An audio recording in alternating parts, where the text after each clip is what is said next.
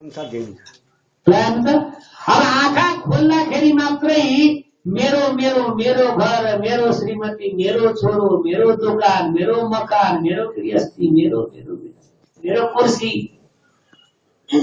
आँखा खोल्दाखेरि मात्रै छ। सुतिसकेपछि छ केही? सुतेछ बराबर केही नि त। आँखा चिम्लेपछि सब बराबर छ कि छैन?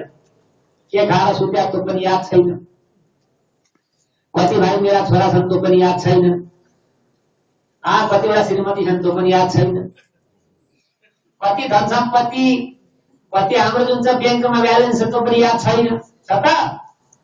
कति ऋण कर्जाले हामी ग्रसित भएको छौँ त्यो पनि याद छैन। छ त?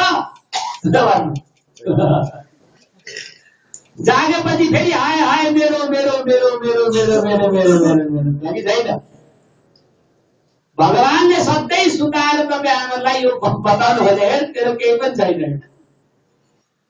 एक दिन हमेसाको लागि सुत्छस्, एक दिन हमेसा हमेसाको लागि तेरो आँखा चिम्लिनेछ।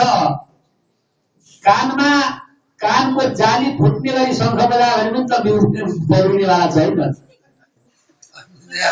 एकवटा शङ्ख बज्छ कानमा, एकवटा शङ्ख जति बजायो फर्किन्छ, राख्छ, बिग्रिन्छ।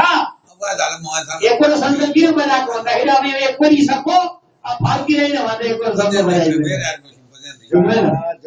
अब यो जुन छ 12 घण्टाको जीवन, आधा जीवन त तपाईँ हाम्रो सुतेरै गइसकेको छैन।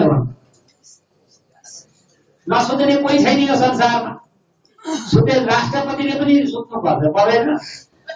चौकीदार पनि सुत्छ, नसुत्ने कोही छ? निन्द्रा रहित कोही छ यो संसारमा? सुतेन भने मान्छे डाक्टरले भन्छ बौलाउँछ मान्छे भन्थ्यो भन्दैन? सुत्न दिएन भने त सबै बकिहाल्छ नि मान्छे। पुलिसहरू पनि बेच्नु पर्यो हुन्छ। दुनियाँभरको तपाईँको क्वार्टर सजाइदिन्छ। सुत्न नदिनु नि त बकिहाल्छ नि। 2-3 दिन सुत्न दिएन भने बकिहाल्छ त्यसले। सजिलैसँग त्यसले भन्नु। अब सवाल के छ भन्दाखेरि यो निन्द्रा भनेको चिज के हो? जागरण भनेको चिज के हो? यो पनि आज धरतीमा कुनै गुरुलाई थाहा छैन। के हो यो सुत्नु भनेको? सोना क्या है, जगना क्या है? सुत्नु के हो र जाग्नु के हो?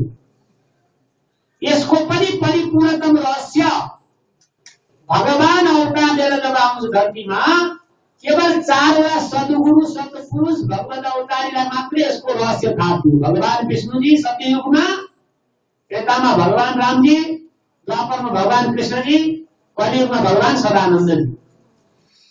4वटा भगवत अवतारी सत्पुरुष बाहेक कसैलाई पनि यो सृष्टिमा थाहा छैन सुत्नु के हो र जाग्नु के हो भन्ने। कसैलाई पनि जीवसम्मको रहस्य पनि कसैलाई थाहा छैन। रात दिन जीवको व्यवहारमा लाग्नेवाला यमराजलाई पनि थाहा छैन कि यही जीव हो भनेर। जो तपाईँ हाम्रो शरीरभित्र स्थित छ, जसले दुःख र सुखको अनुभूति गरिरहेको छ। धर्मको प्रथम सोपान सीढी भनेको जीवलाई जान्नु देख्नु, आफूलाई जान्नु देख्नु। हामीले यदि आफूलाई जान्न देख्न सकेका छैनौँ भने त्यो कुनै गुरुले देखाउन सकिरहेको छैन भने त्यो गुरुको ज्ञान सही हो। कान फुकेर मन्त्र जप गरेर मुक्ति अमरता मोक्ष हुँदैन, जीवले आफ्नो मन्जिल प्राप्त गर्दैन। अधिकांश धरतीमा गुरुहरू एउटा मन्त्र, कसैले मन्त्र दान गरिरहेछ, कसैले माला समाइदिरहेछ, कसैले ध्यान साधनाको विधि, कसैले यज्ञ, कसैले जुन छ तन्त्र मन्त्र। अधिकांश गुरुहरूले आफ्नो शिष्यलाई यही दिइरहेछ। यसबाट मुक्ति अमरता मोक्ष हुँदैन।